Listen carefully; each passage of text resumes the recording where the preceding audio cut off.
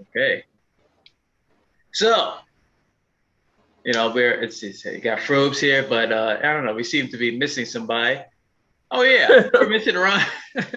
But no, that's not because he's late, as always. It's not because he's late, because he's actually on vacation in Vegas. Farting around and stuff, and he told us to send everybody our love, his love from across the way. And yes, Ron, we bid you a fond FU in return. Okay, so let's get into the ish.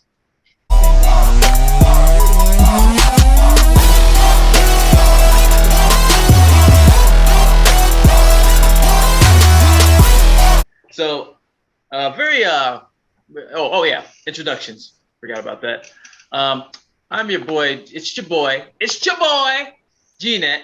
And welcome to the Straight Up Ish podcast, where we're talking life, we're talking movies, comics, girls, relationships, everything under the sun. We are not your in your feelings type of podcast. And we're not the type that we're not Oprah. We're not. I mean, big ups to Oprah. Oprah is great. All right. In case everybody thinks I have something against Oprah, I do not. I long for the day that I get to meet that woman, because she's done some amazing shit. But we're not your in your feelings sensitive, easily hurt type of podcast. We tell it straight up, unscripted, disorganized rather. Podcast. We say it right off the cuff. We say whatever comes to mind. If we're stuttering, it's only because I haven't been getting a lot of sleep. So, speaking of which, it's early, y'all. It's early as hell. Early morning edition. Because some of us have things to do later on. But man, we're getting this content to you. It's very important to us. You can tell it's affecting me right now. All right, it's affecting me. All right, this time change. I'm like, like I wake up, it's like dark outside. It's like 7 a.m. I'm like, why is the sun not up? So the sun is just coming up right now, and I have to put in special lighting to get all my face. So, but anyway, like I said, I'm joined by one half of the intruders that came into this podcast and thought, that they just invite themselves. So, take it away, Mister. Yeah, Ron got caught, so I was the only one who was able to make it past security to get onto the show. But as you guys know, your boy Matt, aka Frobes, aka Froby, welcome to another episode here, Straight Up Ish podcast. Yeah, and we talk about we have fun. We have a lot of fun and everything. Excuse me. We have a lot of fun. We talk about cool stuff, cosplay and all that stuff. But from time to time, we offer a little tidbits that help you out, to help you navigate through life, because we want to be considered like those guys that are there for you like every week and stuff. The guys you occasionally look to for advice or whatever, just hang out and everything for about 2 hours or so. And we want to be those guys, on a side note, we are growing exponentially. Like, I am really amazed and proud of the quick growth we've had over the past month. Our Instagram, I didn't tell you, Matt, that chiropractor who cracks all those wrestlers and those athletes and celebrities, Dr. Bo Hightower? Yeah, so when I quoted one of his posts about, I forgot his name, Zion, I gotta look it up. But he was born without legs and stuff, and he's rode like a whole motivational empire, and he has this hot girlfriend and stuff. He makes like millions and everything, and it's basically saying like this, if he could do it, there's no excuse for it. Big Z. Let's see, click on him. Zion Clark, that's his name. Motivational speaker. He has a hot girlfriend. He makes a lot of money. And basically, Dr. Bo Hightower was saying that there's no excuse for it. If you're able-bodied, there's no excuse for you not to go after what you want, go after your dreams and stuff. And that's sort of the theme that we carry here on the podcast, is just go after what you want to do, like your purpose, which happens to be the theme of today. So he liked our post, on our Instagram. So Awesome, nice. Thanks for recognition. Yeah. All right. We're almost at monetization, so you'll be hearing a lot of sponsorship. We enjoy what we do. We gotta make money too. So. And yeah, thank you to everyone who's been hitting subscribe, who's been following us, who's been listening to our episodes. So greatly appreciate it. So we thank you guys for that. Yeah, our friends in Germany, Kenya, thank you, as well as people throughout this great nation of ours, USA. Okay, so purpose. So basically, when someone says live your purpose, basically it goes on a premise that you should not live like life does not happen to you by accident. It's on purpose. So it's a little play on words of living your purpose. So why do we need a purpose? Well, it's almost like, you go through life, like it's safe to say we live a pretty routine lifestyle. We're kind of bred from childhood to live a routine lifestyle, go to school, get an education, get a job, find a wife or husband, and then have children, grandchildren, retire, die. But I mean, you always have this little void inside of yourself. Like there's got to be more to life than what we're doing right now. There has to be more, and we are not equipped usually through our system to discover what that is. We're actually discouraged. We're made to follow. We're not really made to lead, and it really takes strong minds to overcome that and embrace our creativity, because we're all born with some form of creativity, one way or another. But I think the way, especially the public school system is developed, is that we're made to just conform. And so I made I'll ask that first. What do you think? What's the reason to have purpose? Why do we need it?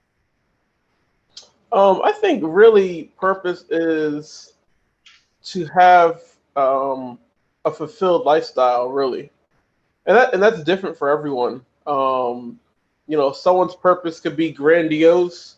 Someone's purpose could just be, on a smaller scale. But I think having certain goals in life, having a reason, why do you get up out of bed every morning? Mm-hmm. Is it to go to a job that you can't stand, that you hate, and then you're miserable and coming home miserable? That's affecting your kids, your wife, your other family members, your friends. That's really the main question in life: is why are we living? Why are we here? Time is fleeting. We can't get it back. So while you're here, what is it that you want to do? What mark do you want to leave on this world before you go? At least that's the way I look at it. So like you said, G, everything's done for a reason. There has to be some sort of purpose based on what you're doing. I think sometimes we get into a certain routine day to day, and we start to kind of, we're in cruise control in a way. And you really have to stop and wait and say, hey, why am I doing this? Why am I going to this job, or why am I, engaging in this activity when I'm really not happy, or it's really not benefiting me in the long run? So for me, purpose is really kind of living life by your own,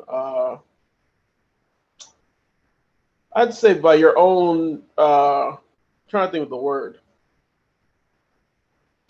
Well, living life on purpose, really. Actually being focused, laser focused on what you want. And purpose can change. Yeah. Terms.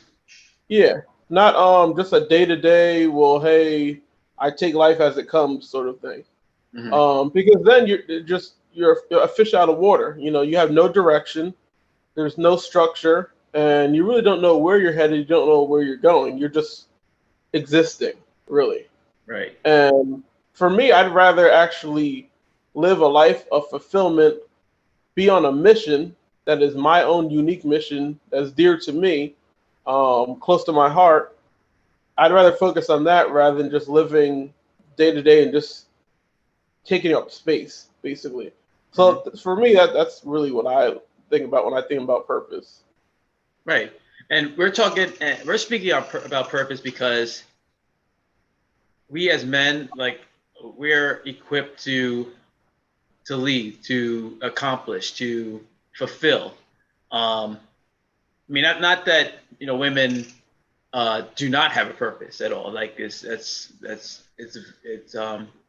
not saying that at all.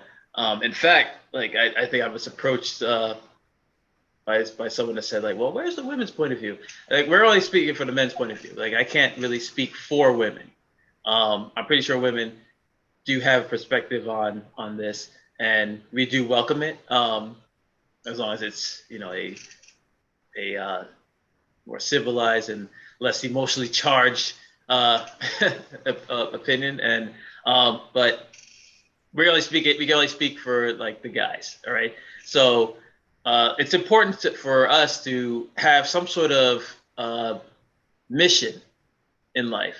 I mean, if you are indeed a masculine man, we're speaking from a masculine heterosexual male's point of view, that we feel the need to be the breadwinner, the one who's leading, the one who's basically in control, of the situation.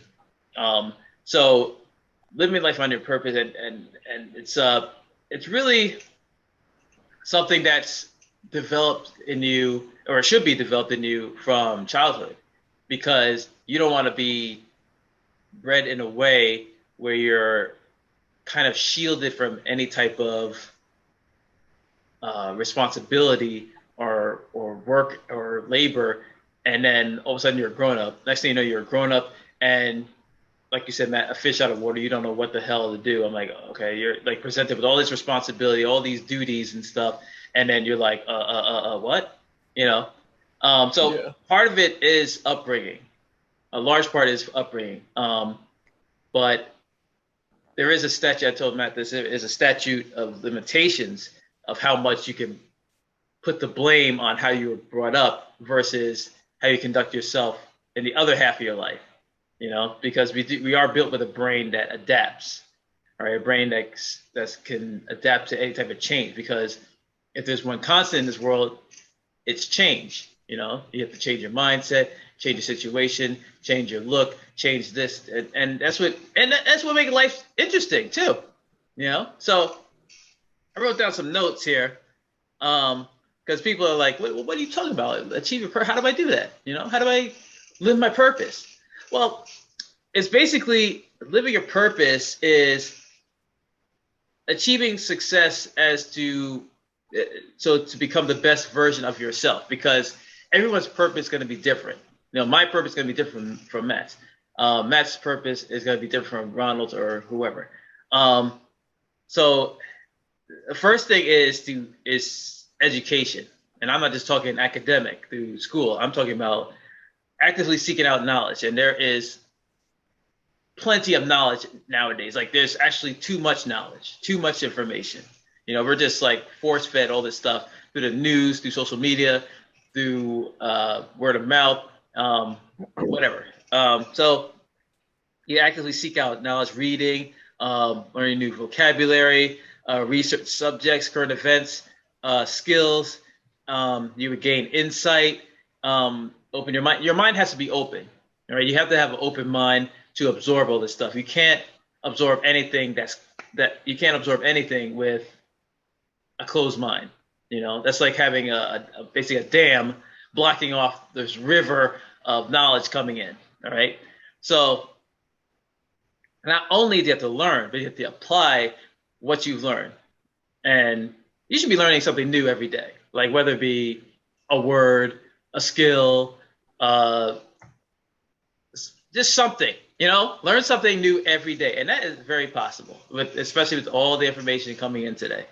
Your health, to exercise, eat right. I mean, I have an issue with that. Eat right, proper sleep. I have a problem with that too. Taking care of your mental health, very important. If your brain's not working well, if you're address that. That should be number one. Like, it all starts up here. It all starts up there. If you're not addressing your mental health, nothing else is going to work. It's all going to go downhill. And I wish the like doctors nowadays would, I mean, most do, but doctors would take that as seriously as they do any physical ailment, because it all starts in the brain, you know?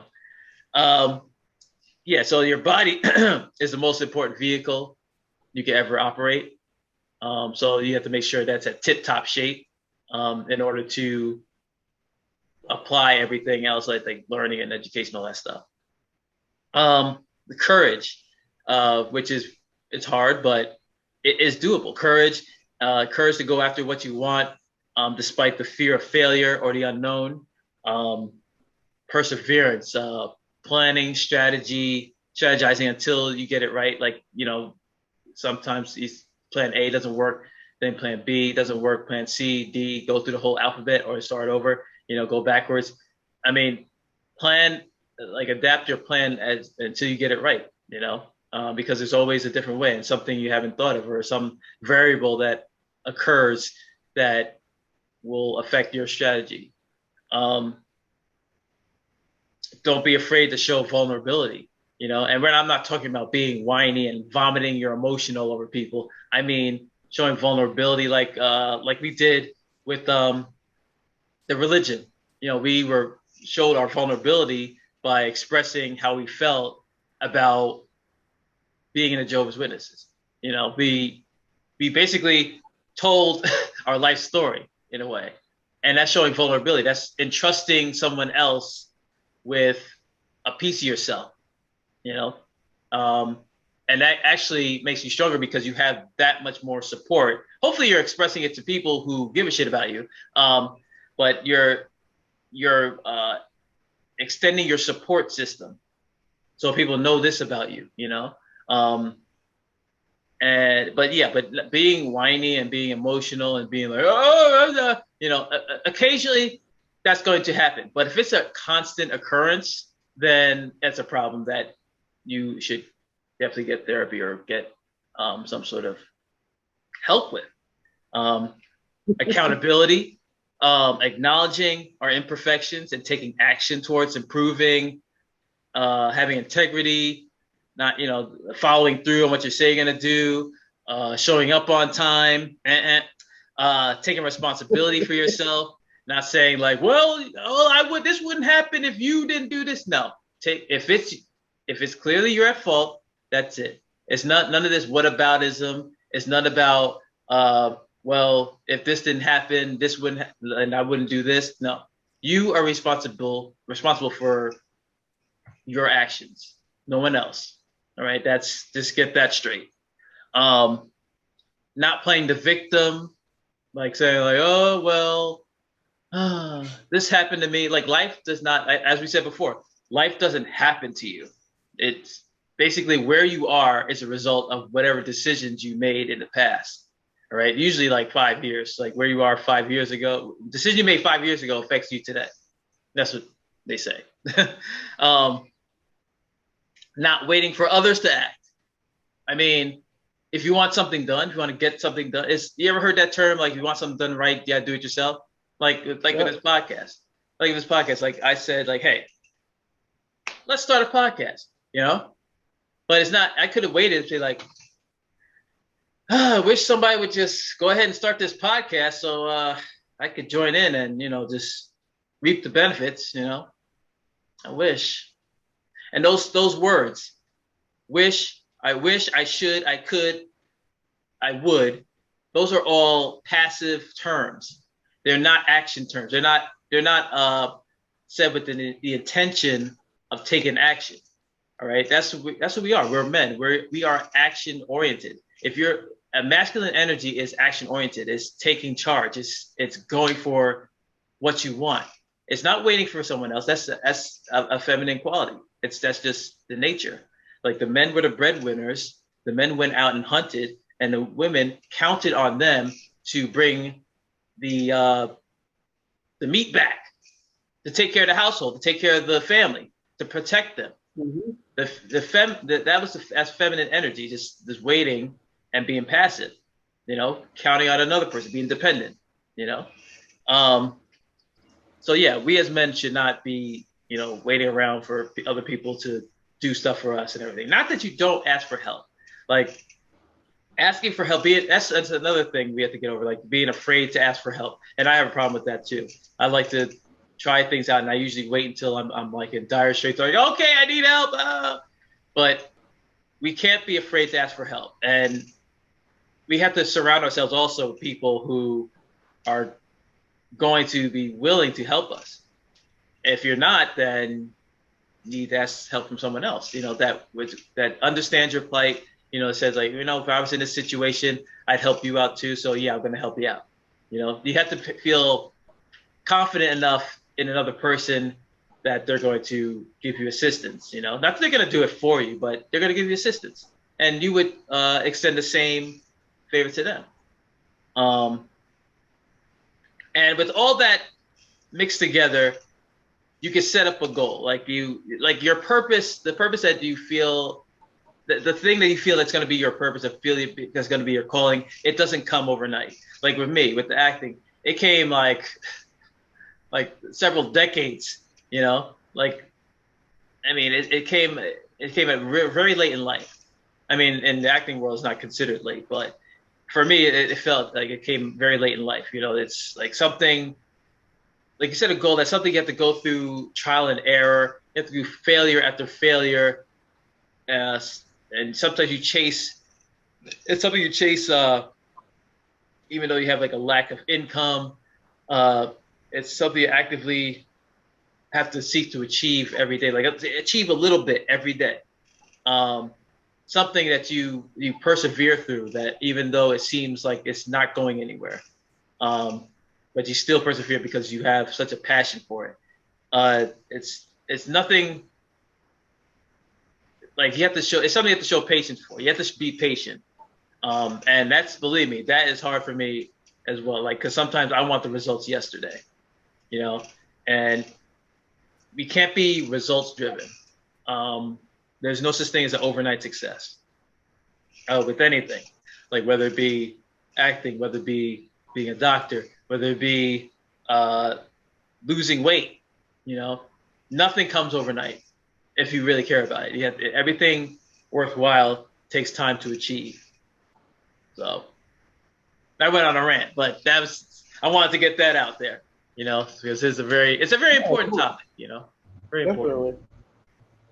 And that's really with everything. I think, we live in this world of, social media now where we want instant gratification, across the board.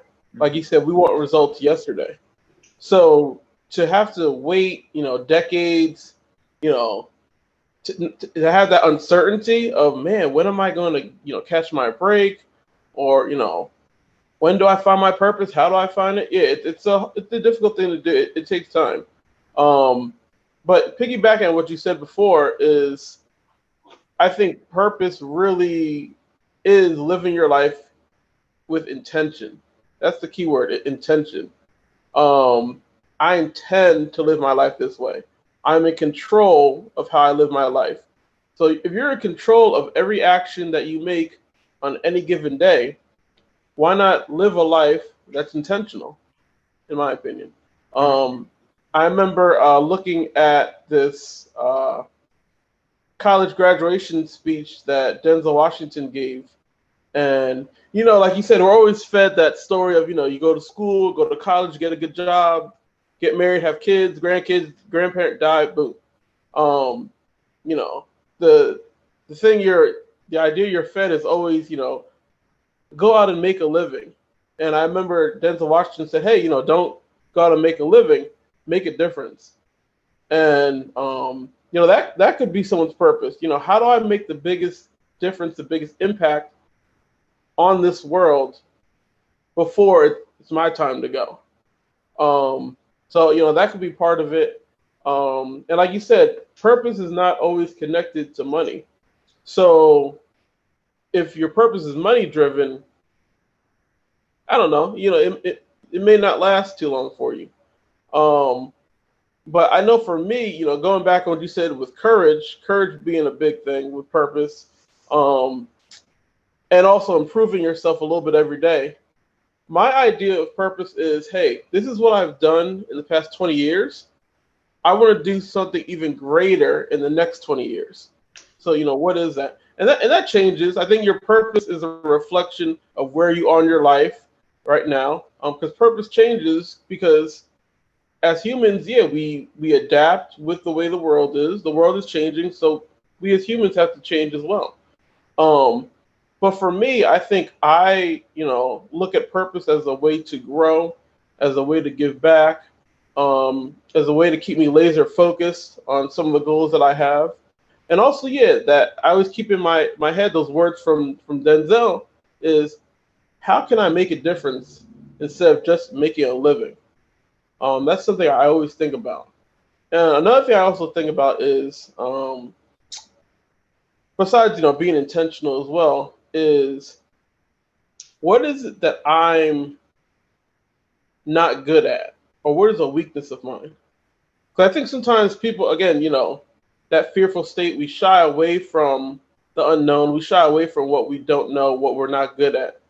Let me, stick over here to these people because I'm not too comfortable, with those people over there. So for example, it could be, hey, I want to learn how to salsa dance. I don't know how to do that. Or I don't know how to play an instrument. Those are the things I want to do. When I can say, hey, I'm afraid to do something, those are the things you should be doing because that's when you will grow to a level that you really didn't even imagine that you could grow to. When you're afraid to do something and you go and you actually do it, for example, starting a podcast. Not everyone knows how to do that. So naturally, you'll shy away from it and say, hey, I don't know about this podcast thing. I don't know if it'll be successful. I'm not even going to try. But then you're giving up the opportunity potentially to reach thousands of people, to reach millions of people, to give them inspirational content like we are today, motivational content like we are today. You're missing that opportunity where if maybe you would have just tried, you never know what the result would be. But something like that, it takes time. It really does. Like, we're starting this podcast, kind of later when we could have started earlier, but it's just, you got to start somewhere. But the point is, we started it. Exactly. You got to start somewhere. And it's different for everyone. Because people are so hung up on a timetable. They'll say, it's amazing how people will create all sorts of excuses not to do certain things, but they will create reasons to do it. Like they'll say stuff like, yeah, I'm starting this too late, or I'm too old for this and everything. What timetable, what rule is there that says that you can't start something at age 60 or age 70 or whatever? What rule is there? I see when I was and I see some old people, they say, oh, I'm too old to use a computer or too old to use technology. When I was working in physical therapy, I saw a senior citizen. She's probably in her like mid 70s, fiddling around with her iPad, going like this. She's like, damn it, I got no Wi-Fi. I'm like, man, I rarely see that with a lot of older people. And it's, there you go. And you also with acting knows no age limit. Like Samuel L. Jackson started his career at 50. He's been doing acting and stuff for his whole life, but his actual career, the Samuel that we see on TV, didn't start until he was at age 50. Age 50. So we put these limitations on ourselves. So if we could put our limitations on ourselves, we could lift the limitations off ourselves. But the thing is, it takes courage. It takes effort. Can't be lazy. Can't be like, oh, well, I just got this shit. And some people say that I'm too depressed and everything. Look. Everybody has some sort of, I don't want to call it mental deficiency, but mental limitation. Certain things, and sometimes it takes more effort. It just means it takes a little more effort, and it takes a little more support to be told that you can achieve, you can do this, you can do that. And yeah, it really does start when you're younger. Like, cause hey, we were in a state like me and Matt. We were in a state when we were younger where we were told that, you know, we had to follow a certain script and do this and go to work and make money so we could support a family, have kids at a certain time, so we have stuff to have grandkids that have fun so we can retire and everything. But the world is not the same. The world's constantly changing. So to rely on those old ideas won't help you when it's a new world. So, and the people who provide us the old ideas, they won't really have a strategy for you to adapt to the new world because they grew up with the old ideas to help them adapt to the old world, which is non-existent. So things like Social Security, we're not getting Social Security. So the surefire way to survive financially in the future is to have something of your own. And at least when you have something of your own, you can strategize so you can make more money, so you can be more financially prosperous. But you have to be, even when you start your own business, especially in that arena, you have to adapt. You have to change.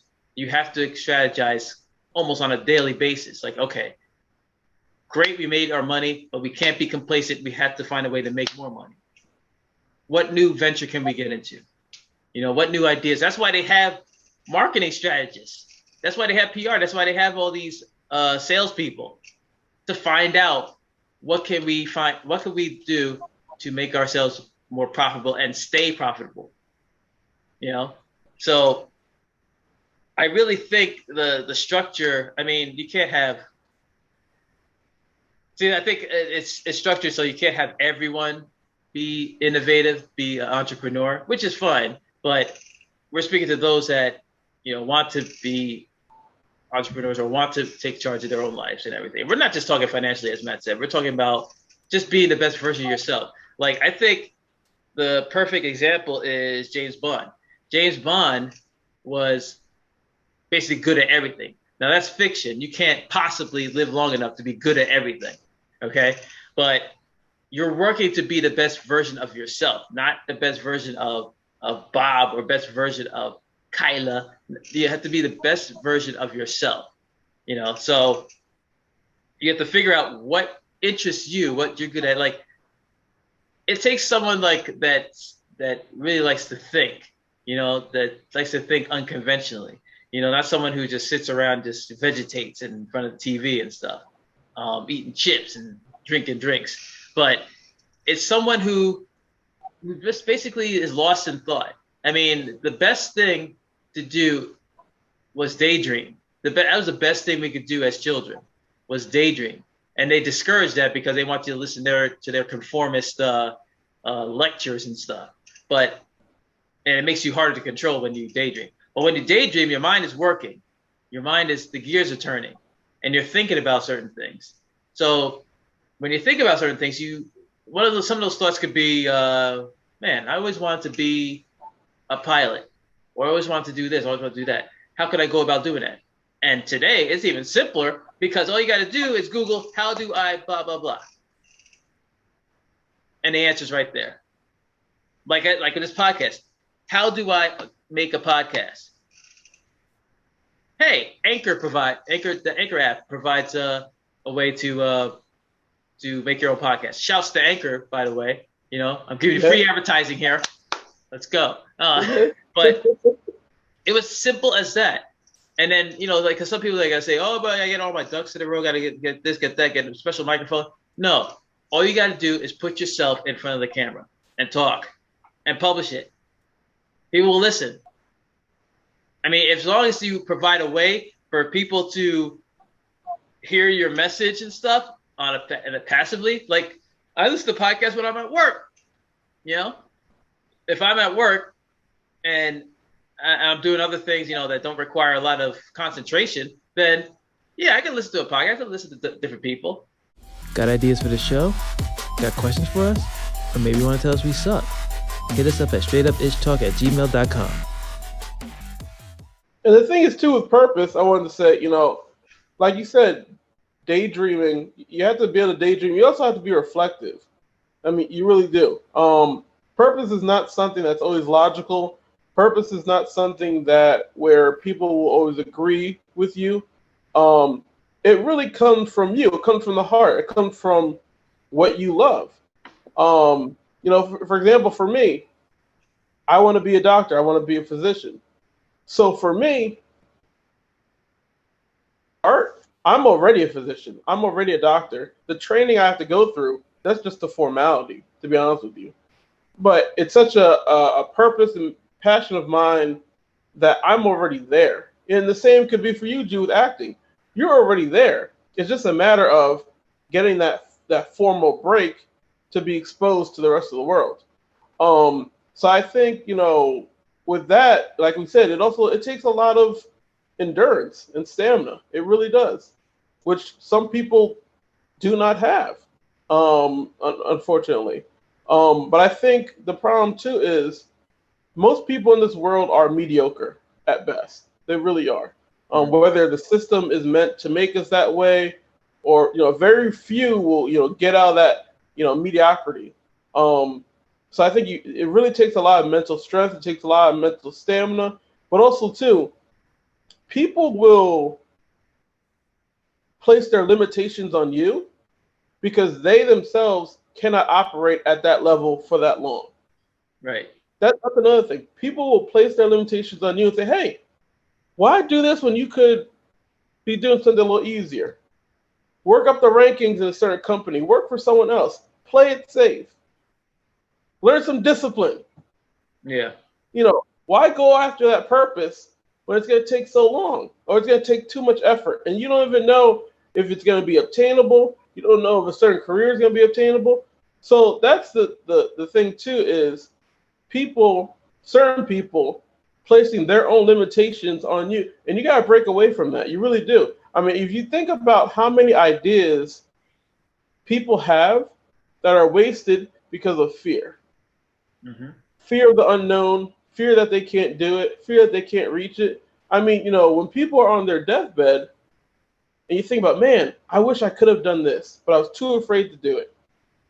I really wanted to do that, but I was too complacent to do it. I was too lazy to do it. I didn't know if I could really do it. I didn't believe in myself to be able to do it. So you do the podcast. We don't know how to do it. So, and if you don't know how to do something, in this day and age, it's 2021, YouTube, Google, books, magazines, articles, there's no excuse. If you do not know how to do something, learn how to do it. Figure it out. You don't know how to cook? Learn how to cook. You don't know how to play a sport? Learn how to do it. You don't know how to start a podcast? Learn how to do it. There is no excuse nowadays. Shouts to Anchor. Yeah, shouts to Anchor. Yeah, but you're right. Like, I mean, you're going to have toxic people, and usually it's the people closest to you, family, friends, whatever. Mm-hmm. You're going to have toxic people trying to deter you away from doing something great or doing something different because it's just their own fears being projected on you, because they're afraid to do whatever, and they feel that you're going to make them look bad or whatever. I don't know. It's a whole selfish thing, and you have to break away from those type of people, and you also have to break away from the toxic thoughts that enter your own brain, because that you can't physically break away from. The toxic messages that you give yourself. The most difficult. Yeah, they're good. Like the ones that say, well, it's too hard. You gave it your shot. You gave it your best shot, and just try something else or something. Or it's too hard. Like it's always going to be entering in your mind, and you have to find a way to shut those things up, shut those messages up.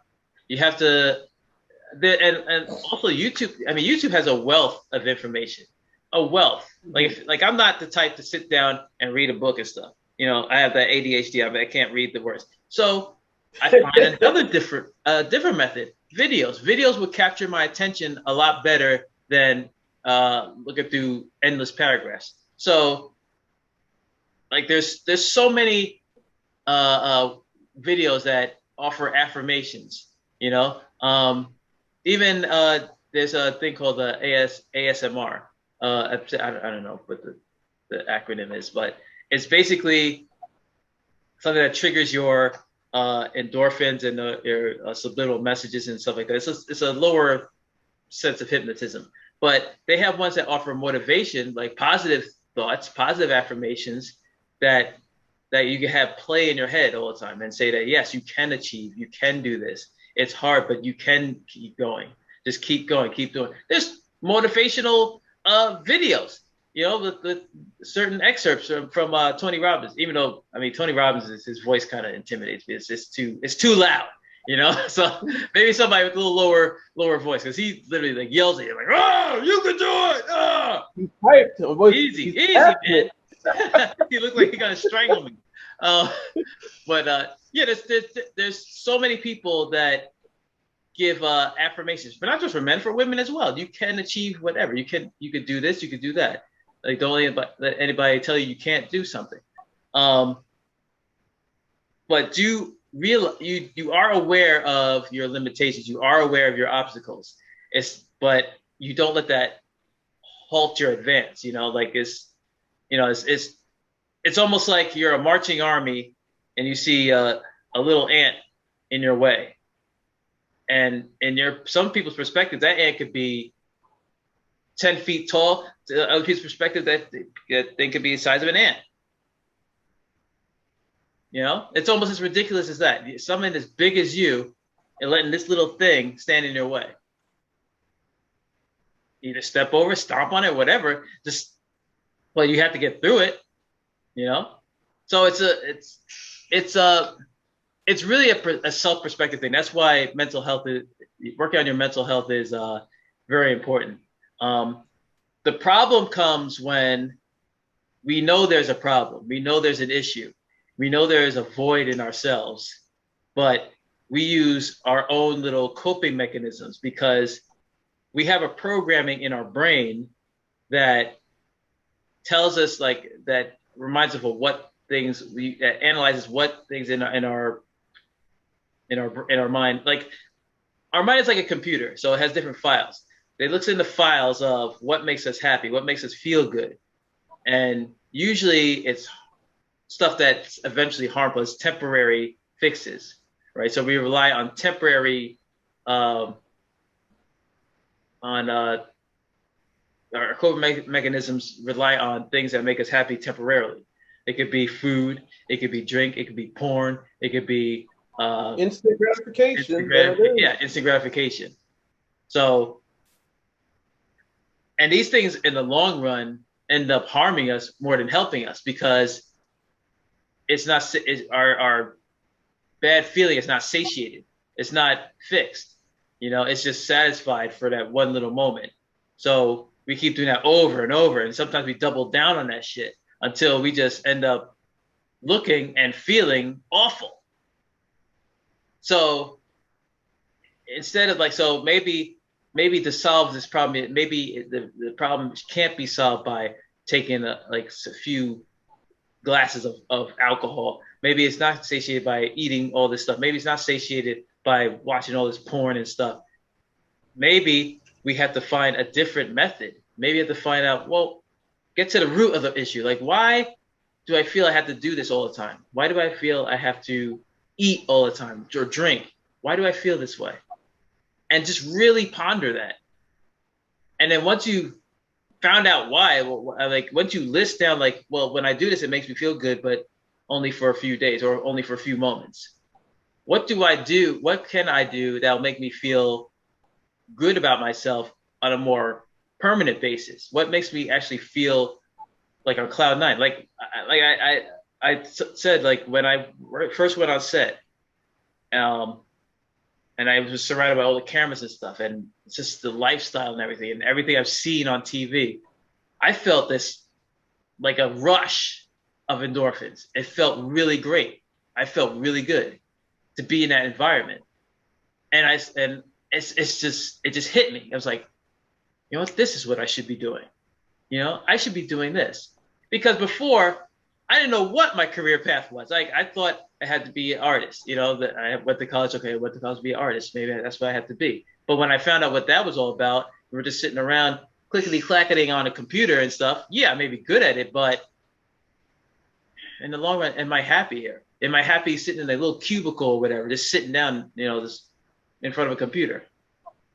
Or I thought it was the medical industry. yeah, I like to be an actor and stuff, but do I really want to be dealing with people's bodies and everything? Does that really make me happy? Nah, not really. So I felt acting had a little of each element. You're active, you're in an artistic environment, you're hanging with people.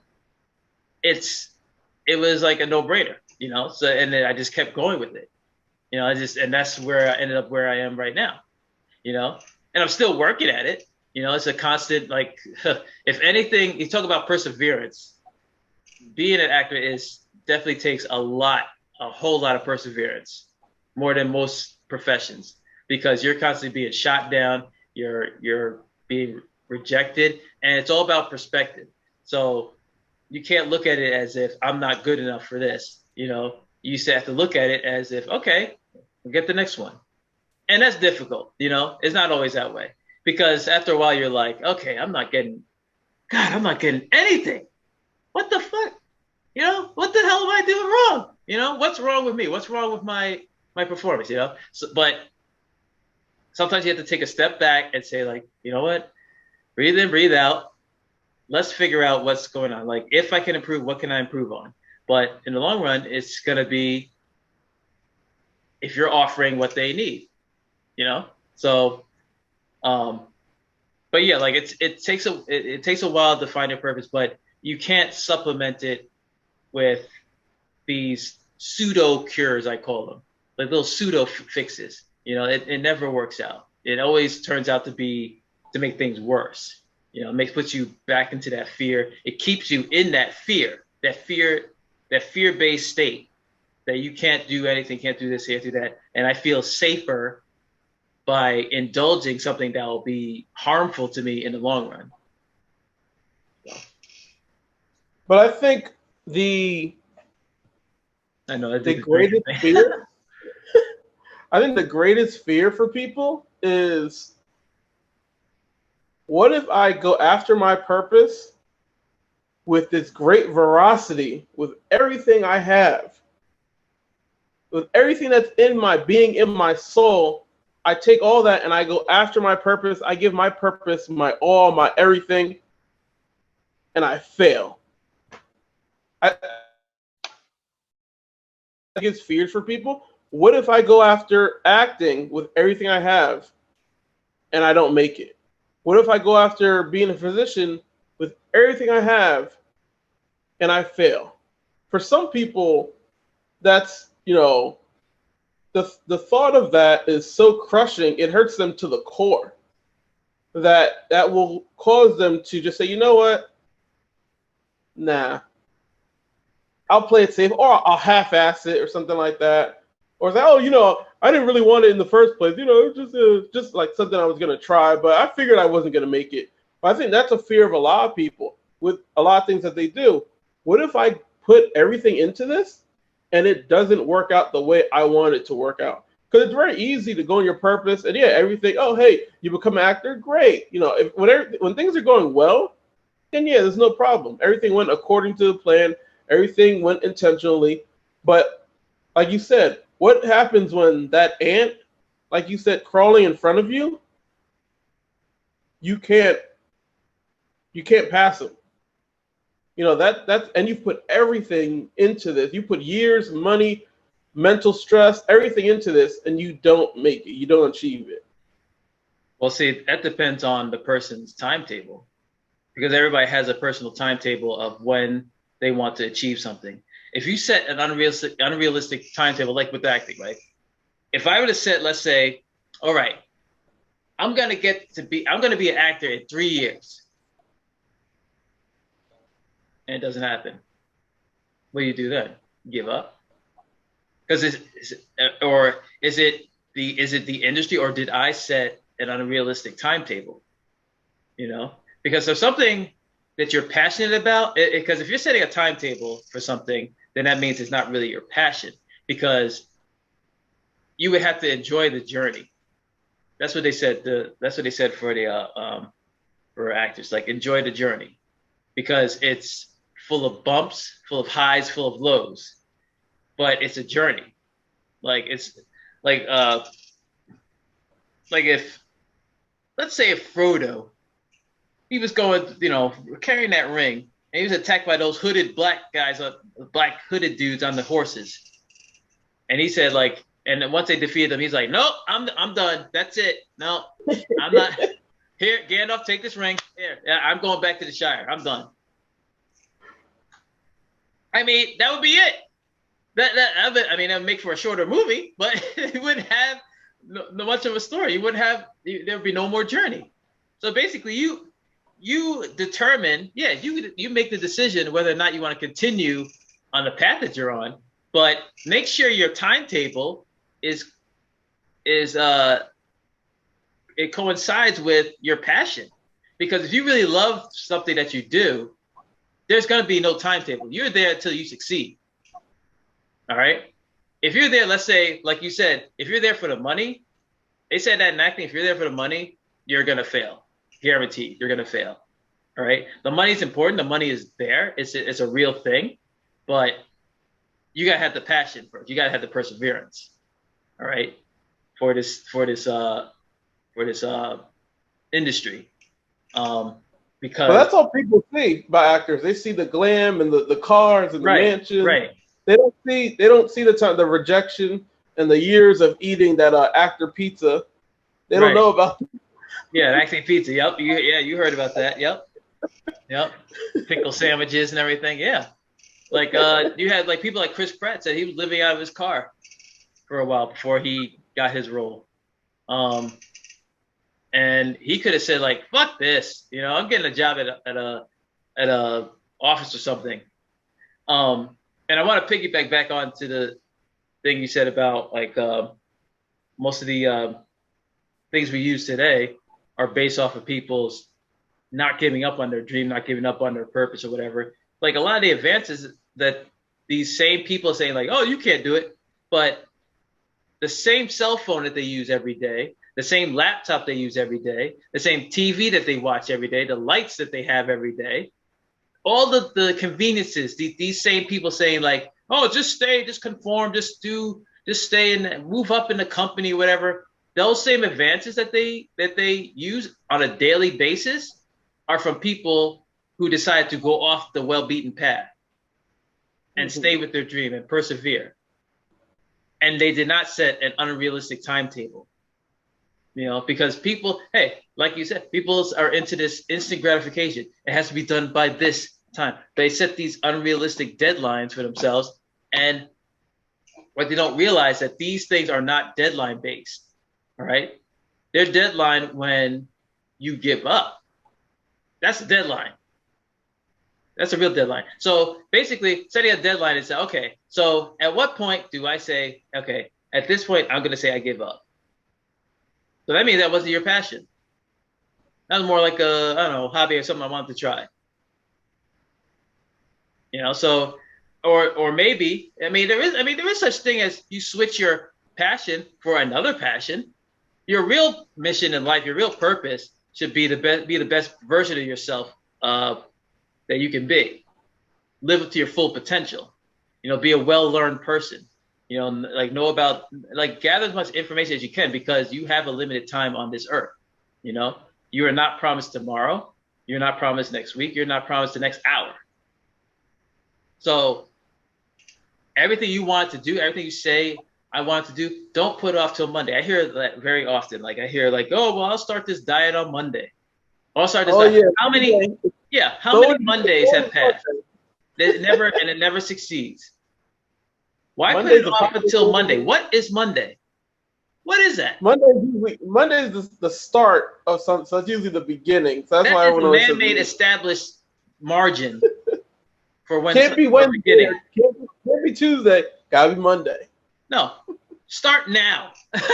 Start now. If you're really concerned about something like a diet or something like what you want to achieve, something you want to learn, start now. As soon as this podcast is over, start. So, look up something. Hey, I always want to salsa dance. Oh, I always want to be a tree cutter. Oh, I always want to try scuba diving. After this podcast, go on Google, say, how do I be a scuba diver? How do I be a tree cutter? How do I salsa dance? What lessons are being taught in my town? And some of them are cheap. I've seen it on meetup.com or whatever. I've seen it. Some are like $23. Some are $45. Even on Facebook, they have stuff on salsa dancing, salsa lessons in your local town. Yep. There's too much crap going on to say like, oh well, can't do it. I mean, if you're afraid, and if you're afraid to do something, it's okay to be afraid. Yeah, I'll say that. It's okay to be afraid. It's okay to be afraid of this. Okay to be this. You can admit to be afraid of something.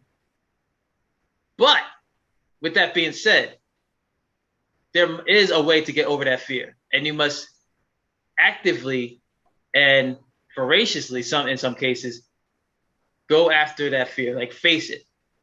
That's the hardest thing to do, but it's doable. A little at a time. Rome was not built in a day. A little at a time. You face your fear every day. Like let's say you're afraid to be outside. There are those people that are afraid to be outside, especially with Corona, especially with all this violence and stuff that's being portrayed on the media. People are afraid to go outside. So what do? Okay, maybe for a few weeks, you just step out to your porch and sit and stand there for like a few minutes. And then maybe the next few weeks, you step up to the front of your house for a few minutes. And then the next few weeks, you go out down the block. Before you know it, you made it all the way to the mall, or that's several miles away. But you have to work at it. You have to find ways to work. You have to keep at it. You don't just say, I'm just going to avoid it because I'm afraid. And make sure you are surrounded by people who are going to help you with that. Not people who are going to enable your fear, who are going to satisfy your little ego and say like, oh, yeah, just stay inside because it's safe, because it makes you feel good. Because facing fear does not feel good. But we have to stop going after only what feels good, because that's not what life is all about. And I think that goes into upbringing as well. If you're shielded, if you feel you have a safety net all the time, if you're constantly shielded from encountering this thing that you're afraid of, or avoiding this that you're afraid of, you become like it's like a muscle you're building. If you avoid the gym all the time, your muscles will atrophy, which means they'll wear away. They'll get smaller, and you'll be weak against when something big comes about. Because if you face little small problems, you face little small inconveniences, if you face little challenges here and there, you develop the muscle and the will and the confidence to go after bigger problems. Hey, you made it this far? Well, you might as well subscribe. Come on, you know you want to. And the bigger the problem, you overcome that, you get stronger you get. Take the Saiyans from Dragon Ball Z. They get stronger with each battle. Now, what if Goku, like the Raditz from the first episode of Dragon Ball Z, when he faced Raditz was clearly stronger than him, but he still faced him. Now, what if he said, well, he's stronger than me. I'll just stay here on the island. I mean, just take Gohan, whatever. I can't beat you. No! He fought that motherfucker. he gets stronger as a result. And he goes after challenges. If that's not motivation, I don't know what is.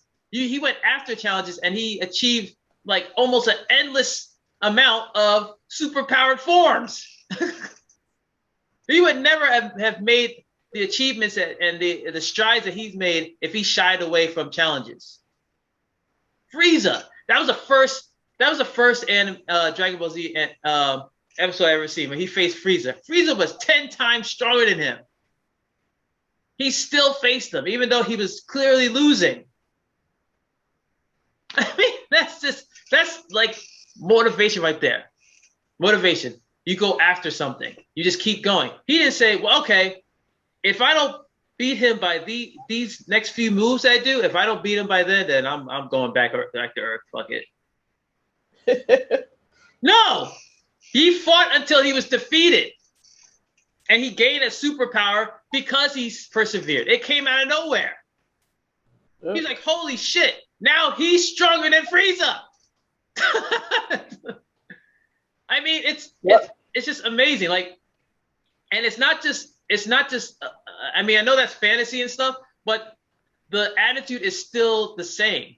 You still stay in it. It's still the same. People have a cheat. Like, okay, we'll take a real life scenario. Robert Downey Jr. went to jail, spent time in prison, drug rehab. People gave up on him. Look at him now. He's married with children. He played Iron Man. He helped kickstart the MCU, which is like one of the biggest movie franchises today. He's worth over, I don't know, 50 billion. I mean, it's crazy. Isn't he like the second or third highest paid actor, like in the world or something like that? I'd be satisfied being the 20th highest paid. Forget third. Shit. I mean, it's just, or you take that actress. What's that actress's name? The Duchess of whatever. She was an actress here in the States. I remember because I remember seeing. Oh my God, I'm drawing a blank. I'm gonna look it up real quick. The Duchess of Prince Harry's wife. Oh, Markle? I think it was the last name. Meghan Markle. Meghan Markle? Yeah, Meghan Markle. Now I'm gonna look her up real quick. Duchess of Sussex. This chick was just an actress on one of those mediocre shows on USA. I remember Suits, right? Now she's married to the British royal family. What? I mean, how's that happen? Now I'm not saying like I don't know what she did to get that, but I mean it's things like this happen. All right, it's not fantasy. Like you can actually manifest things if you work at it. You know, this podcast wasn't going to happen by me just, well, I wish I would, I could. Maybe it'll just drop on my lap. No, I went after it. We went after it. I got together with Mac. I'm together with Ronald. Let's do this. Straight up ish. So yeah, you gotta put some skin in the game, definitely. Yeah, definitely. Again, you gotta put yourself together because hey, you know what? We're not experts on this whole thing. We talking from experience. Basically, if anything, you should listen to us because we're all in the same boat. We're all trying to achieve something. You know, like I know some people dismiss like, well, they're not life coaches. Now, like, no, we're all in the same boat. Like, you learn better through experience. Most of these life coaches have experienced this stuff. So, if anything, we're talking from our experience. We're also regurgitating what they're saying, that you have to live your purpose. Like, I'll get to tell you the story. Back in the day, my purpose was getting girls. Yeah. Girls were my purpose. You know, like most young guys, you know, they want to get some girls. And I remember this one particular person that I won't mention names to protect the innocent, but one particular girl had nice skin, nice figure, big booty. All right. And I would, you know, stare at her constantly. And I worked with her. And I would like made her my mission, basically, you know, because to me, having a girlfriend was what validated me as a man. So I was basically not doing anything else with my life. I wasn't even doing this before I was doing cosplay, doing anything. I was just playing video games and just farting around and getting in shape. So I was doing whatever I could, like getting myself in shape. I was in the best shape of my life. I had a six-pack and everything. I was Marvel shape. All right. And still, like, she did not want me. You know, she didn't want anything to do with me because I made her a priority, you know, and the girls don't like the girls feel like if you make them the priority, that means it shows a weakness in you as a man, you know, because men are expected to have their shit together, to have confidence. It didn't promote my own self-confidence. And it was correct. I didn't have the self-confidence. You know, I put all my eggs in the basket and gave it to her. And I was doing all this pursuing all this chasing, all this other stuff. And I was letting the little guy down there make the decisions for me, you know, like just like stare like, oh my God, look at that ass, look at that, and it was, and I repeated this like with several other girls right after until I like woke up and said like, you know what the hell am I doing? What the hell am I doing? Why am I putting all of my own self-confidence and reliance on these women? And that's when I decided to go on a own journey for myself. And with a little help with Matt, he introduced me to people like Corey Wayne and some other people. And they said a lot of stuff that hit home. And I was like, oh, wow. And it made me think and say, like, maybe I should work on myself. And it's a long journey. It's a journey. It's not a quick fix. I was lucky because I had more of an open mind, a little more open than it used to be, because I swore I was right. I just did anything to stay in the state that I was, to stay. Okay, this is what I know, so I'm going to stay there, because to venture outside of my my comfort zone and think about changing myself and doing this, that's a lot of effort. That's a lot of work. I don't want to do that. But when I decided to finally do it, it was nothing. I mean, there were some failures here and there, but what are failures? What are failures? Failures are basically is a perspective, because I like to call them lessons, because you only get better from there. So they're not really failures, like the way I was before, it sort of had to happen. It had to happen for me to realize the path that I should be on. Because sometimes you have to be shown the path that you're on is not a good one. So to make those errors and make those life lessons and everything, it tells you need a course correction, which is good, as long as you make the course correction. All right, you don't stay the course. You're literally going into a minefield, an asteroid field, or whatever. I'm thinking in terms of a starship because I just got done watching Star Trek. But you go into an asteroid field. You don't go through the asteroid field. All right, maybe we need a course correction. Maybe Captain Janeway, Captain Picard is going to tell you, all right, veer off this way. Go this direction.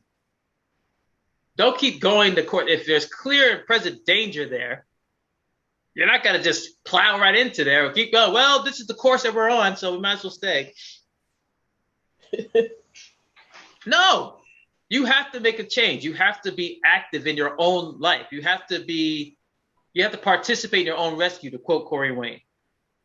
All right. Shout out to Corey Wayne. Let's go. Corey Wayne, yeah. You have to be active. And as a man, you have to, we always say that, hey, men are the prize. Women should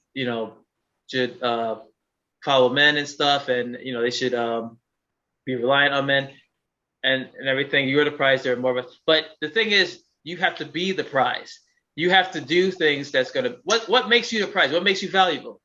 You don't want to have a woman ask you, because number one thing they ask you, what's the number one thing they ask you when you're on a date? First question. Tell me about yourself. What do you bring to the table? Exactly. What do you do? Goals. Because look at that word, do. What do you participate? What do you actively achieve? Action. What action do you do? What action do you perform? They want to know how you perform. What do you do? Talk about what they do for work. That's usually what the response is. But it's still action. Yeah. What are you gonna tell them? Oh, I like to watch reality shows on my couch and drink and stuff. Some people do that. Granted, it is an action, but it's not the action and activity that makes a woman feel safe with you and feel that, oh, hey, this guy could be a potentially great husband for me. Yeah, one that just vegetates on the couch, his feet up and everything. No, they want men who can make decisions, who can actively protect them and say, like, you know what, babe, I got this. You relax. I mean, the number one thing women want out of a man is to be able to feel safe. Feel financially safe, feel physically safe, mentally safe. I'm safe with this motherfucker. That's what they want. So you can't be the guy who's passive, be like, she's going to do what she does. I'm just going to sit here. Babe, I have a problem and everything. What now? Okay, whatever. I don't feel the same way, so I'm just going to, all right, it's nothing to worry about, all right? Just go. No, they don't want somebody's going to sit there and say, like, hey, well, that's your problem. That must have been your upbringing or something. No, they want someone who's not, I mean, not to say you're going to, like, you know, like say, oh, what's wrong? No, I'm not saying that. But I'm saying you have to take an active participation, that you are the leader. I like to look at it, again, analogy of Star Trek. I got to look at it as you're like the captain of this vessel. Crewman comes to you with a problem. Says like, hey, we have a problem with such and such. All right. I take into account what your feelings are on the problem, and I'm going to reassure you that there's nothing to worry about. We'll just do this. That's it.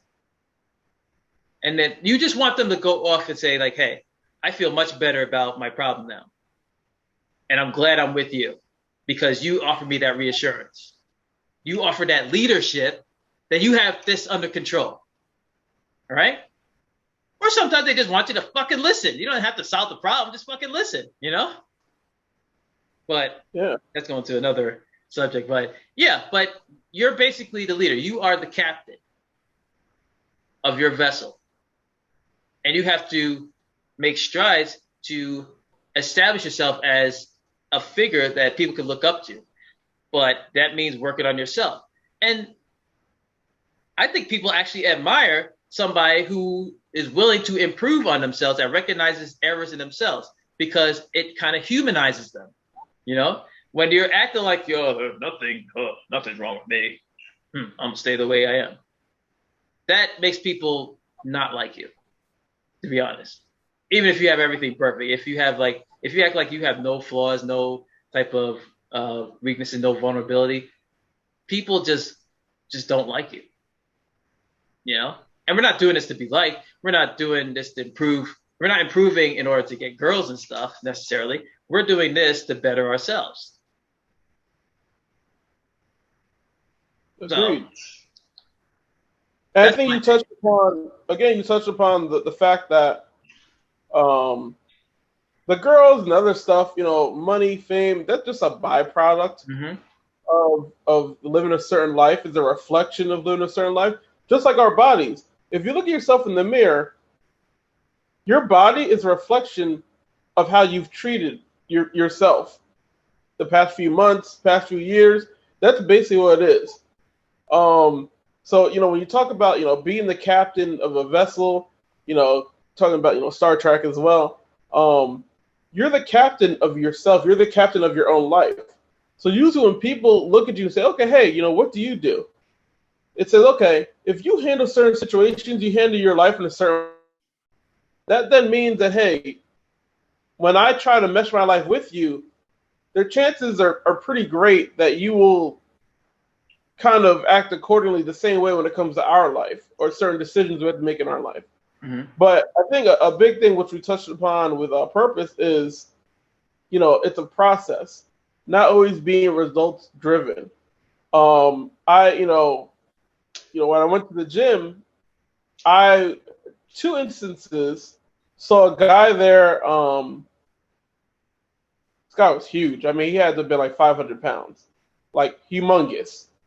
And I actually like went up to talk to him, and he just would do the treadmill. He said, yeah, I can only do about 5 minutes a day. 5 minutes. Now, who the heck is going to the gym for 5 minutes? But he started somewhere. and it wasn't a Monday either. 5 minutes turned into 10 minutes, 15 minutes, 20 minutes. So now you look at where you started when you were originally afraid to go to the gym. So now you're able to do 30 to 45 minutes of cardio and not even break a sweat. Another thing, I looked at a guy, same gym, guy was in a wheelchair. A wheelchair. And the guy couldn't, I mean, of course he was only doing upper body. He wasn't doing, squats or anything. But in a wheelchair and still getting it in at the gym. Another thing, for myself, I want to get better at public speaking, or say doing better in a form or a platform such as this, a podcast. So I said, you know what? I'm scared to public speak. It's a weakness of mine. I can just shy away from it because I'm not comfortable in that situation. Or I can engage in a course, a public speaking course, or I can engage in something such as Toastmasters, which literally every week helps you get better at public speaking. And you're around like-minded people who are trying to do the same thing. So you have that support group cheering you on, saying, hey, Matt, you could have done a little better in this. You did this really well, but maybe you could work a little better on this. Before you know it, that whole process of doing that every week, you look at where you started. So now you're able to give speeches to an auditorium full of 1,000 people. Another thing, say you see a pretty girl in the grocery store.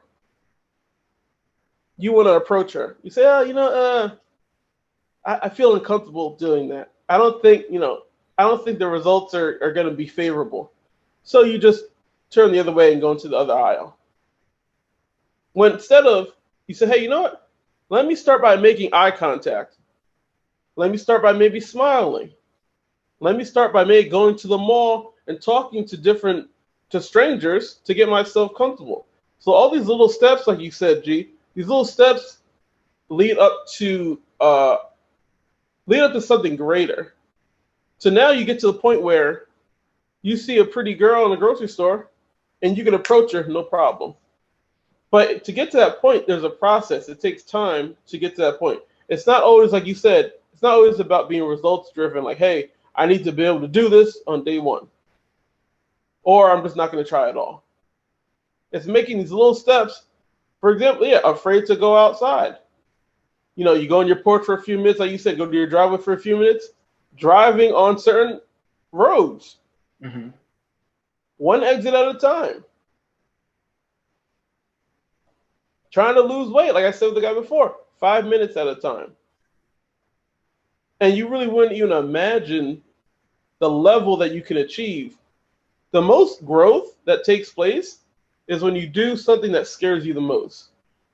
That's when you grow the most as a person. When you do something that's easy, you're good at it. You're comfortable with it. So your brain is going to say, hey, we know this. This is easy. We're comfortable. We're going to continue doing this. But then when you kind of shock your brain and say, hey, you know what? I've never done this before. I don't know how to do it. Man, let's try it. That's when you really grow the most. You're like, holy crap. I'm actually doing pretty well at this, and I didn't even know this would even happen. Like, wow, I don't know how to do this, but I'm going to try it anyway.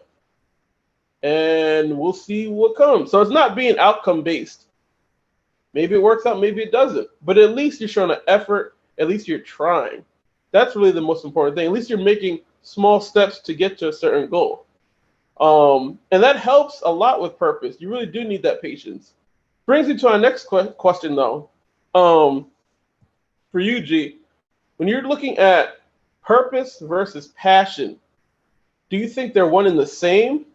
Do you think one piggybacks off of the other one? Or do you think passion and purpose are two totally different things? I believe that purpose is the overall theme of your overall, because the number one question that human beings have is, why am I here? And because how you got here and everything, but why am I here? Why am I existing?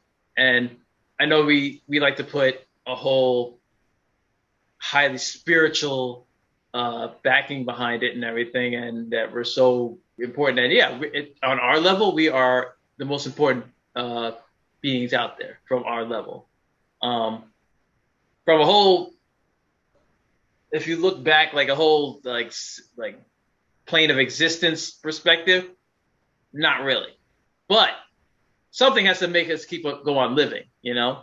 And I mean living, not just existing. So why we're here is basically the time that we have here is our journey of finding out. So basically that's our purpose. The purpose I believe we should have is to just be, for the time we have here, is to be the best version of ourselves. And that means achieving a lifestyle and a personality that we can be completely happy with, not just content with, you know? So passion, I think, are the steps or the things, the points where we feel that we're on the right track. Like may have a passion for martial arts, passion for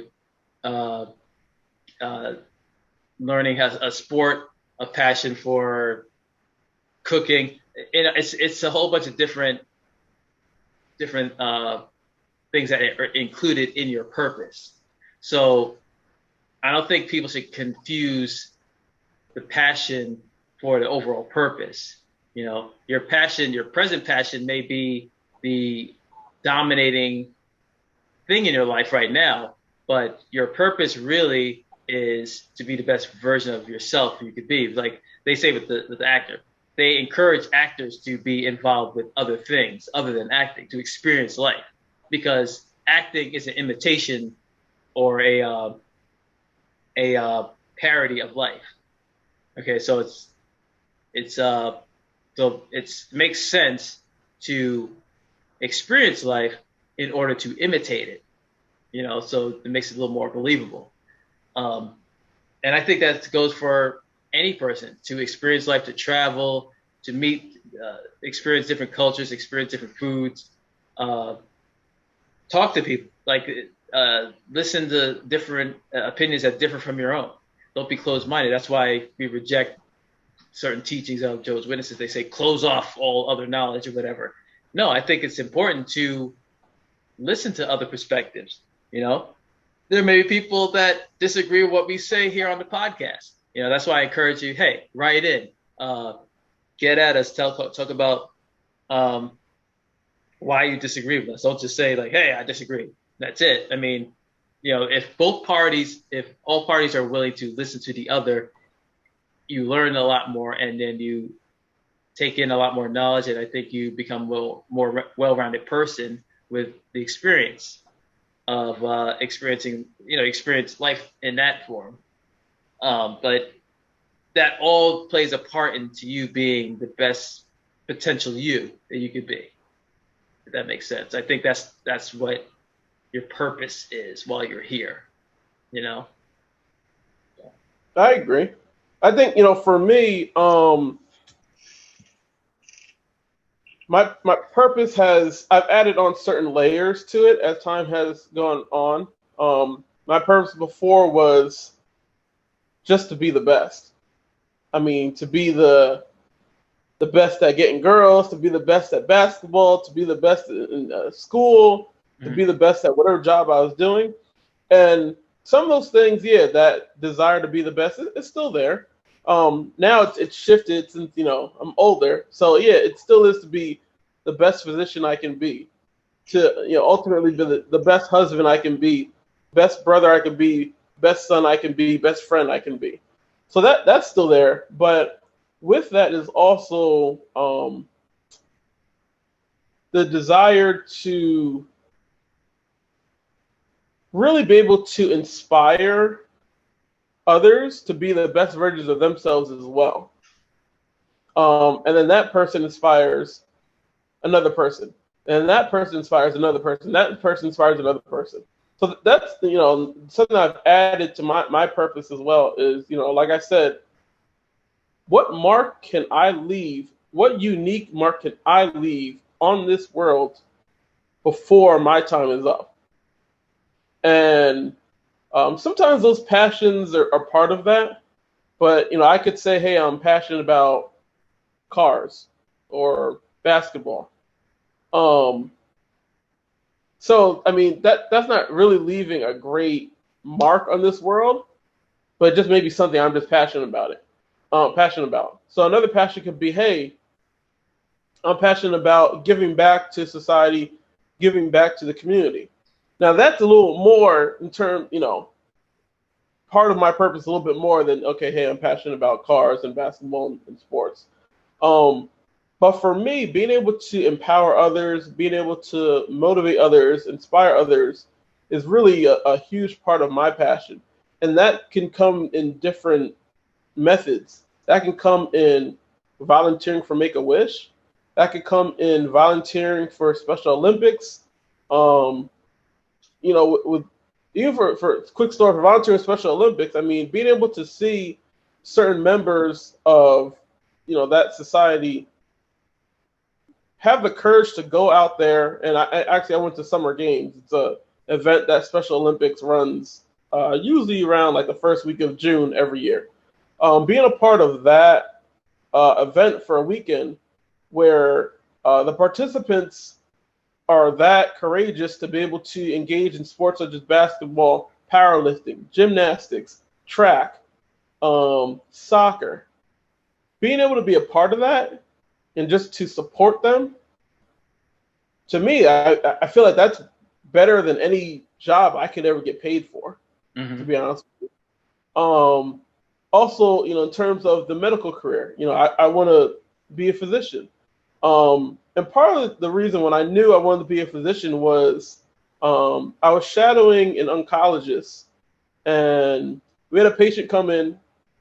She came with her whole family, had some blood work done, and the oncologist said, hey, unfortunately, your cancer has spread. You have 6 months left to live. And I won't tell all the details, but long story short, just being in that room is almost as if time stopped. I mean, it was just a horrible experience. About 5 months go by. She said, hey, I want to do chemotherapy. The doctor says, hey, I don't know if that will work, but hey, it's up to you. You want to give it a try? Let's go for it.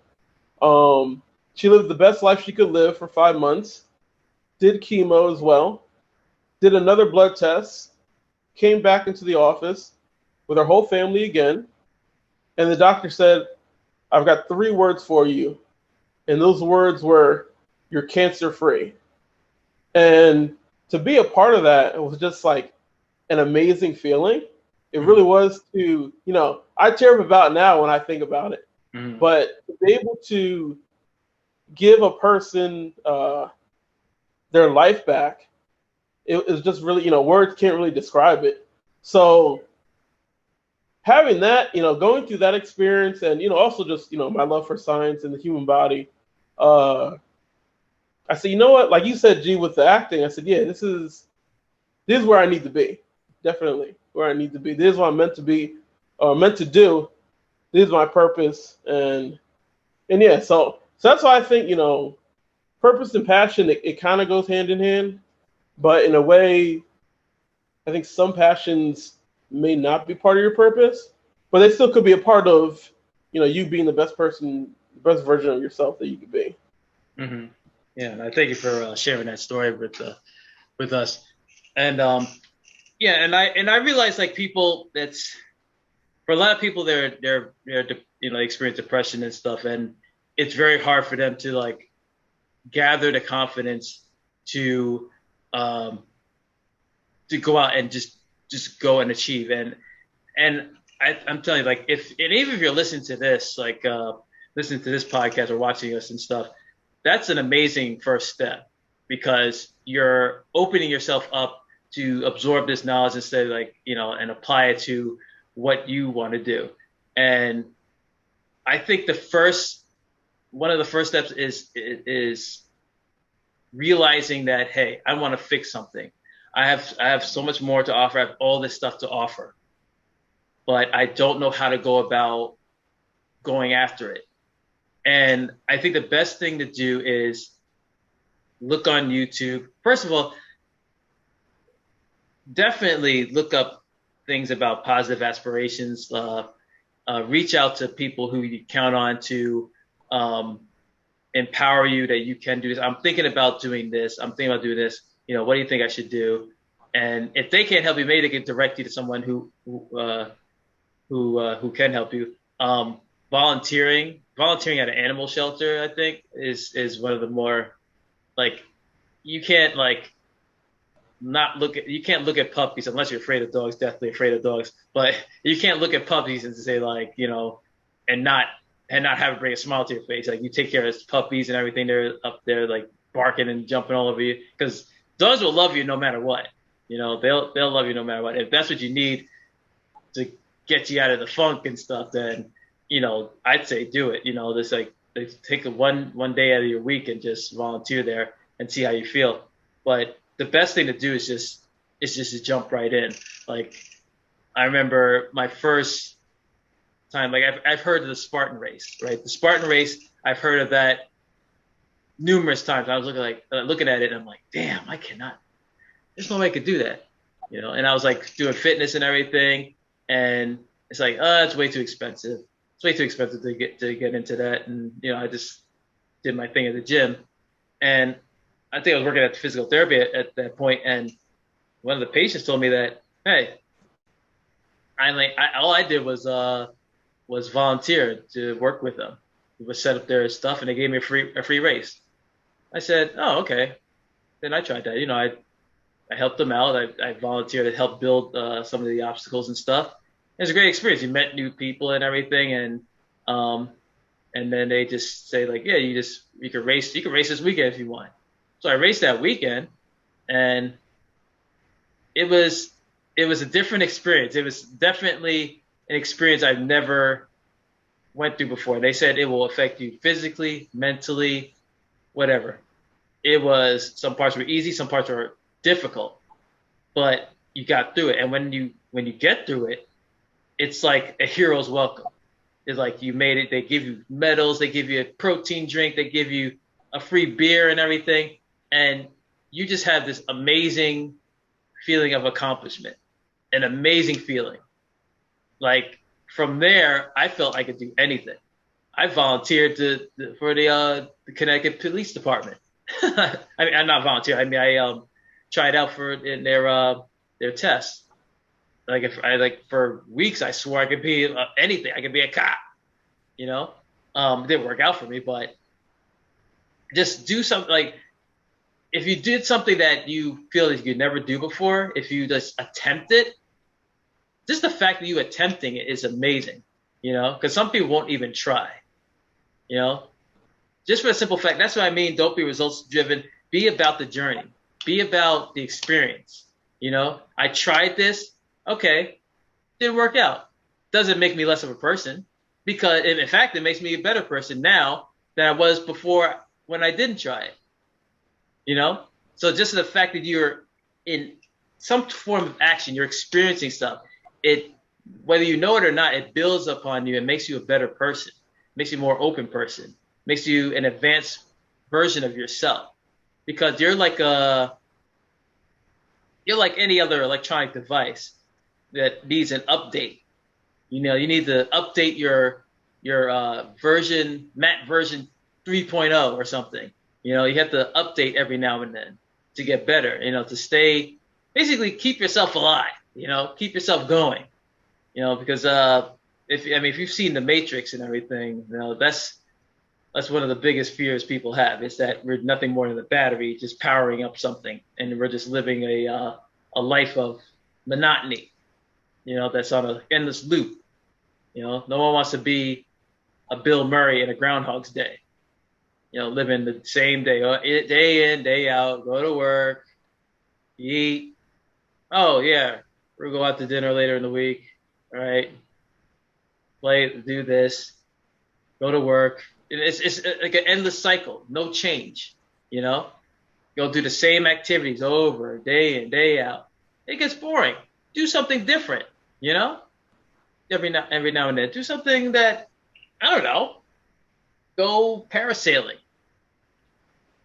I mean, it doesn't have to be as amazing as that, but do something out of the ordinary. Just change it up every now and then. And it makes it the experience alone is enough. You don't have to be good at it. You don't have to be the master of everything. I mean, if you like to be the master, that will take some time. But even if you experience it, like take the time to experience everything you can while you're here, because you're not here. We're not here long.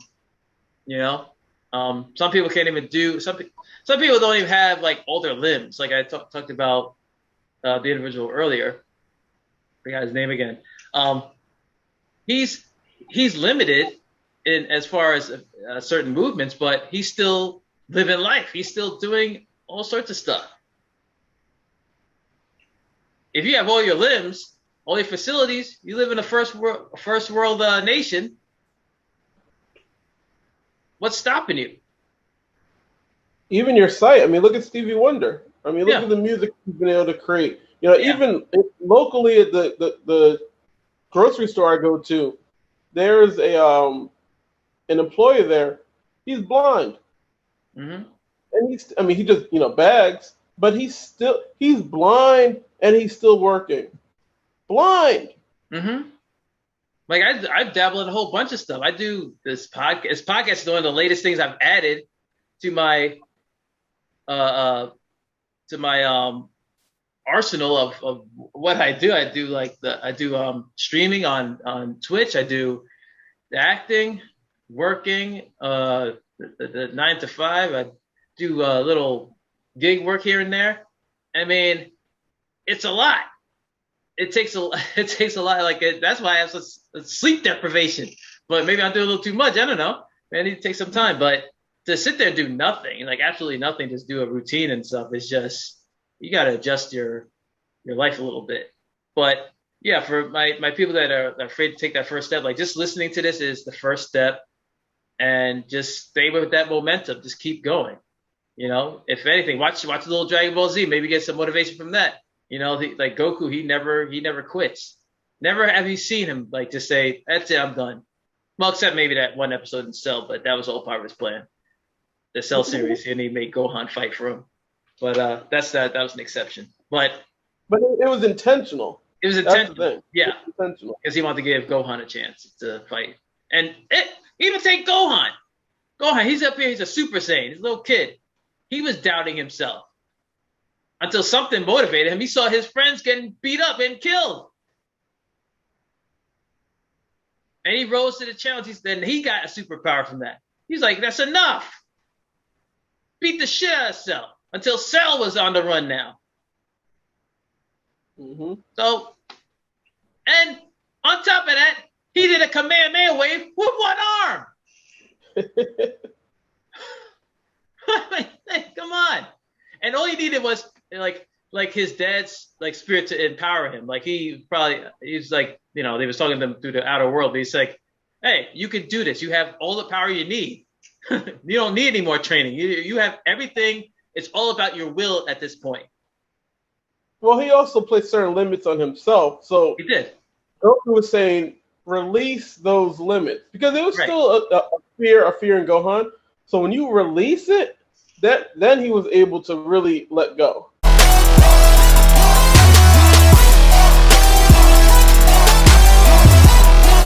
So and that's a comforting thought that we're in control of our own destiny. We're in control of how we are. There's no outside force keeping us from what we need to do with ourselves. If we need help, it's at your disposal. That's why I think we take for granted too much. I think we take for granted the time we have here. Like, oh, we're gonna be here forever. I could do that Monday or next Monday or next month. I got plenty of time. There's no need to do it. There's no urgency to do it now. But I'm telling you, there's nothing like that feeling of accomplishment, like you said with the Spartan races. I know for me, I wanted a tattoo for the longest. For years, I wanted a tattoo. And I was so afraid of the pain. And I said, you know what? I don't think I'll be able to get through the pain. I don't. And we all know pain is temporary. And actually, from pain is where growth takes place. So I said, you know what? I was finally motivated by a certain stimuli. And I said, I don't care how much it hurts. I've wanted to do this for years, and I'm going to do it. I did it that one day, and it hurt like hell. Yep. It did hurt. And it hurt for 6 long hours. But after it was done, I felt like I was on top of the world. And I felt so accomplished because I said, you know what? I had the intention to do this. I finally did it. And now that it's done, I feel amazing. I feel great. Now I can't stop getting tattoos. And every tattoo hurts. But you know what? That pain, I don't even think about it because I know I can get through it. I know I can overcome it. I know it's going to be there. So now I'm like, man, okay, I check this off my, what else can I achieve? You really get that feeling, just like with the Spartan race, you feel like, man, I can do anything. I'm invincible in a way. There's nothing I can do. I think that's a problem with a lot of people and not achieving their purpose. I ask people this question: what would you do if you didn't have to worry about money? What would you do that just for free, didn't have to worry about a career or something to, give you stability in life, something that you love that you could do for free? It's a good question for people. What would you do? And and once you find that, yeah, focus on that. It's a good start. Right. Because whenever I go to work and stuff like that, I feel like it's a distraction. It really is a distraction from what I really want to do. If you're working at a shitty job, the least you could be doing is working on something that you love to do. Like when you get off work, that, as soon as I get off work, I'm going to work on what my passion is, what I want to do.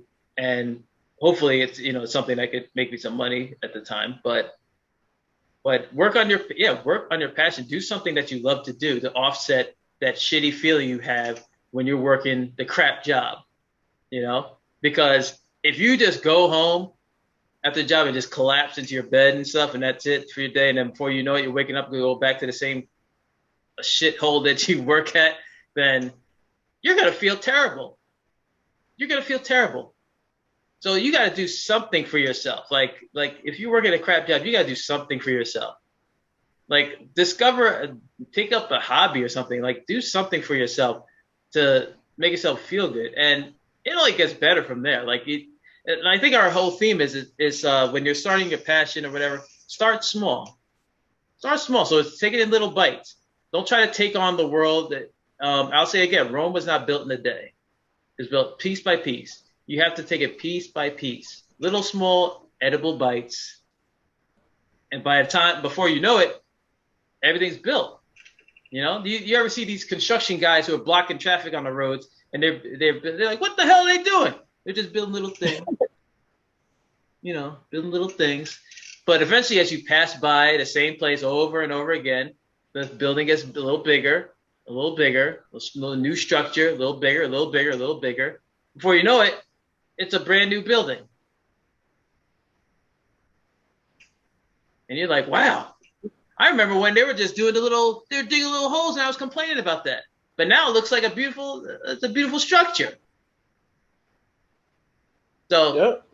You have to do a little bit for yourself, like every now and then, just to make it feel worthwhile. Because if you try to build everything all at once and stuff, you're gonna get tired. You're gonna be like, damn, this is harder than I thought. Why am I doing this? Because at that point, you're gonna be steering away from things that are hard. We naturally as humans steer away from pain. Like that's just a basic human instinct to shy away from pain. But if it's an obstacle that's keeping us from what we want to get, then it's a pain that we should try to endure. Because if on the other side of that pain is something that's going to benefit us, I'd say go for it. Yeah. Great. Like you said, every little step that you take also, there's small little accomplishments that also give you a certain amount of, there's small little accomplishments that give you a certain amount of confidence as you go along. So take, for example, approaching pretty girl again in the grocery store. Say you approach her and say you get rejected. And you get rejected and you say, oh, you know what? That really wasn't that bad. Mm-hmm. Especially if you're not results driven. Like, hey, I was scared of my mind and I went for it. Then you know what? And she rejected me, but man, it really wasn't that bad. So now you go to the next thing. You see a girl the next day.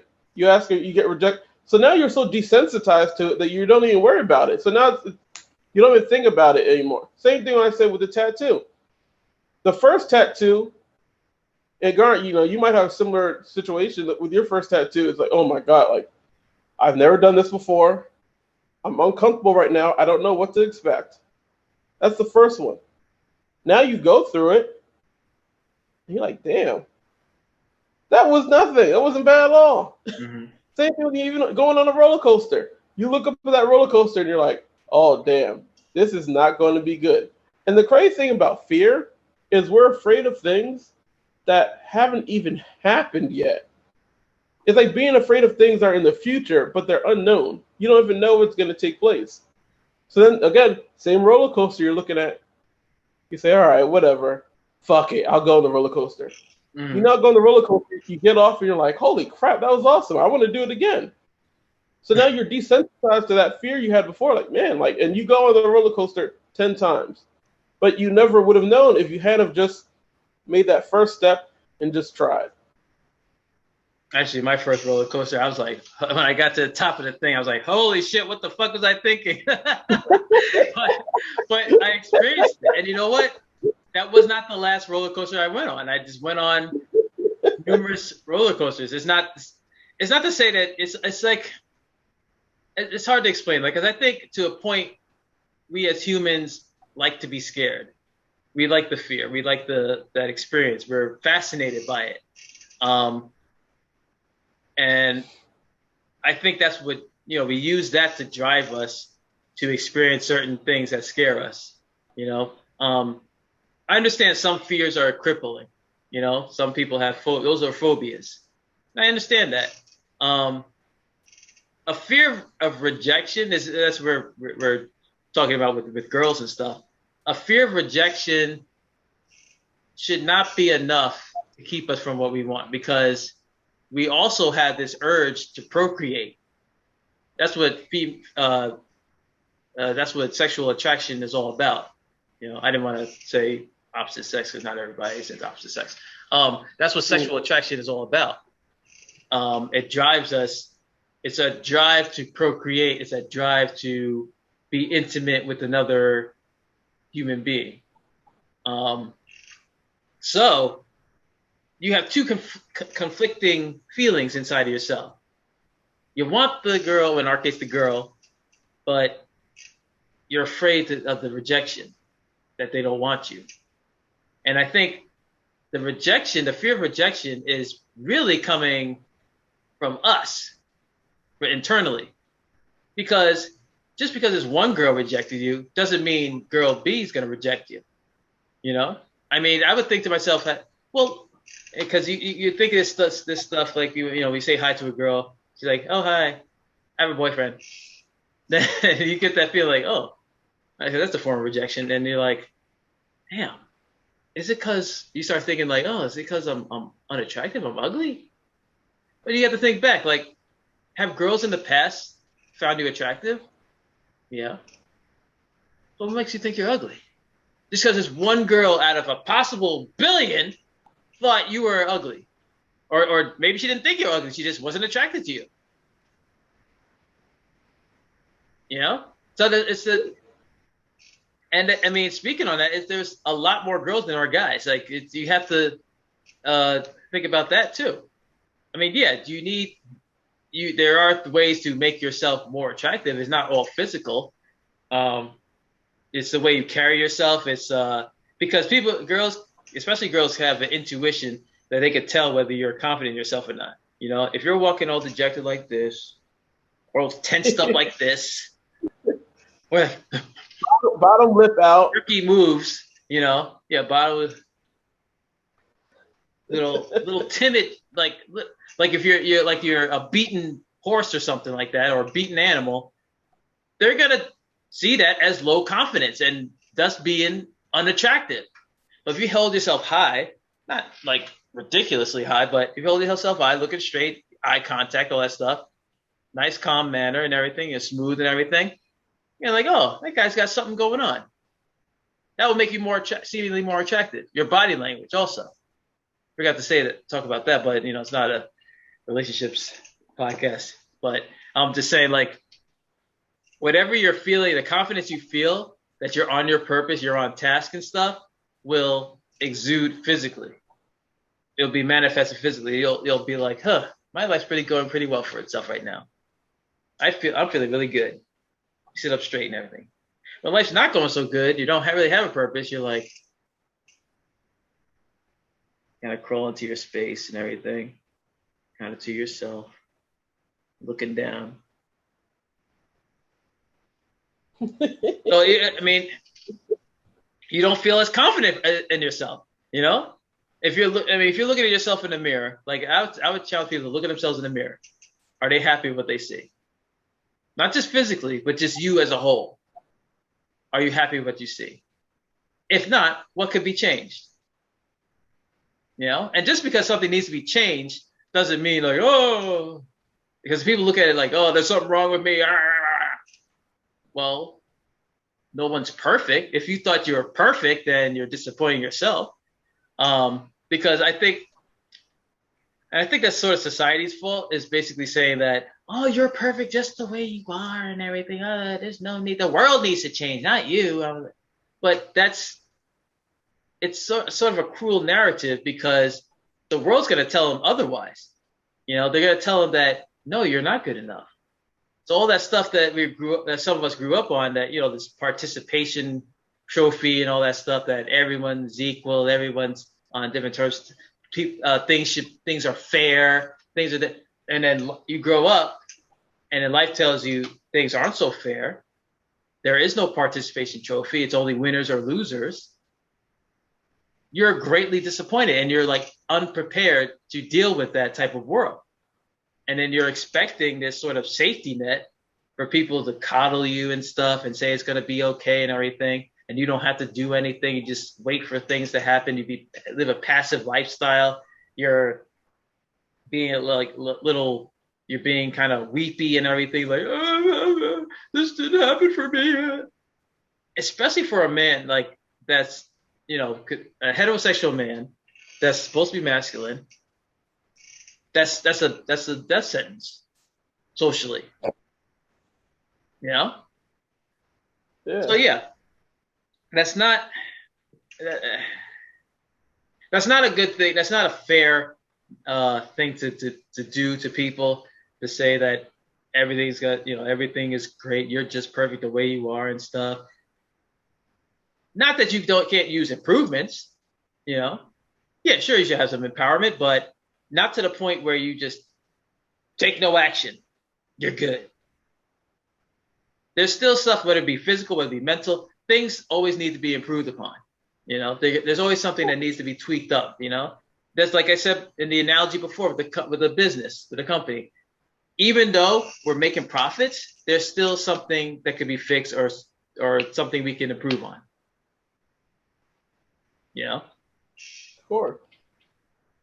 And there's so many different, byproducts of being on your purpose too. And basically too, what we're talking about is being on your purpose is being a high value individual.